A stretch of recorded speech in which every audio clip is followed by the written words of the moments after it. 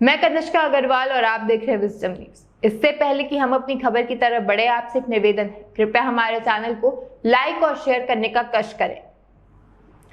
भारत चंद्रमा पर soft landing के लिए चंद्रयान 3 मिशन लॉन्च करने जा रहा है। मिशन के मुख्य 3 लक्ष्य हैं जिन्हें इसरो पूरा करना चाहता है। साल 2019 में भी एक मिशन लॉन्च किया गया था, लेकिन तब चांद की सतह पर उतरने के दौरान मिशन फेल हो गया था। भारत एक बार फिर चांद को छूने के लिए अपना नया स्पेस मिशन चंद्रयान 3 लॉन्च कर चुका है। चंद्रमा पर सॉफ्ट लैंडिंग के लिए भारत दूसरी बार प्रयास करेगा। शुक्रवार को दोपहर 2:30 बजे यह मिशन लॉन्च किया जाएगा। लॉन्चिंग से लेकर चांद पर पहुंचने तक ये पूरा मिशन इसरो संभालेगा। इससे पहले भारत ने 22 जुलाई 2019 में चंद्रयान 2 मिशन लॉन्च किया था।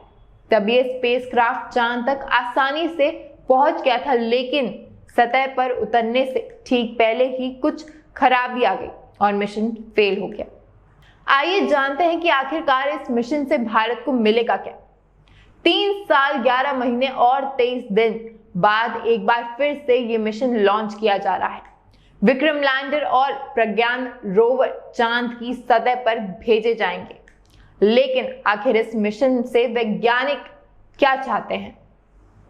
अगर इस मिशन के लक्ष्य की बात करें तो चंद्रयान 3 अंतरिक्ष में कई वैज्ञानिक पेलोड अपने साथ ले जाएगा। इससे पृथ्वी पर वैज्ञानिकों को चंद्रमा के बारे में बेहतर ढंग से समझने में मदद मिलेगी। लेकिन मिशन के मुख्य 3 लक्ष्य हैं। पहला, भारतीय अंतरिक्ष अनुसंधान संगठन यानी कि इसरो के मुताबिक वैज्ञानिक मुख्य 3 लक्ष्य चंद्रयान 3 से पूरा करना चाहते हैं। सबसे पहले, वैज्ञानिक चांद की सतह पर सुरक्षित और सॉफ्ट लैंडिंग करना चाहते हैं। चंद्रयान 2 मिशन भी सॉफ्ट लैंडिंग करने के लिए ही था। इसके बाद इसरो वैज्ञानिक चांद की सतह पर रोवर को चलाना चाहते हैं। सबसे अंत में वैज्ञानिक चांद पर कई प्रयोग करना चाहते हैं, जिसके लिए कई यंत्र भेजे जाएंगे। स्पेसक्राफ्ट के साथ एक खास यंत्र जाएगा जो चांद से पृथ्वी को देखेगा और इसके जीवन वाली विशेषताओं का अध्ययन करेगा। भविष्य में सौर मंडल के बाहर ग्रहों को खोजने और उन पर जीवन का पता लगाने में ये अध्ययन महत्वपूर्ण होगा। रिपोर्ट के मुताबिक विक्रम लैंडर में 4 पेलोड होंगे। धरती पर भूकंप की ये ही तरह चांद पर भी कंपन होता है। इसकी स्टडी एक यंत्र करेगा।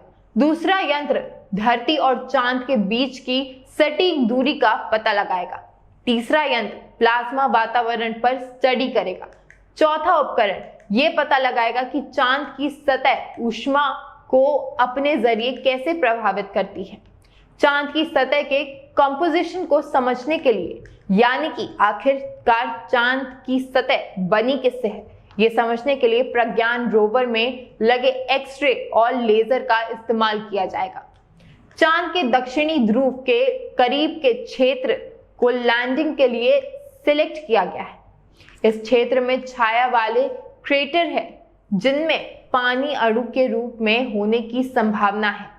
चंद्रयान 3 की अंतरिक्ष में ले जाने के लिए अपग्रेडेड बाहुबली रॉकेट यानी लॉन्च व्हीकल मार्क 3 तैयार किया गया है।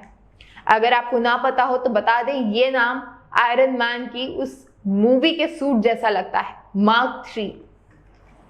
वापस चलते हैं न्यूज की तरफ। लॉन्च होने के महज 17 मिनट के अंदर ही चंद्रयान पृथ्वी की कक्षा में पहुंचेगा, जहां से ये पृथ्वी के चक्कर लगाते हुए चंद्रमा के लिए रवाना हो जाएगा। वहीं से इसकी परीक्षा शुरू हो जाएगी। इसके बाद सबसे बड़ा इम्तिहान होगा 24 अगस्त की रात को, जब ये चंद्रमा पर लैंड करेगा।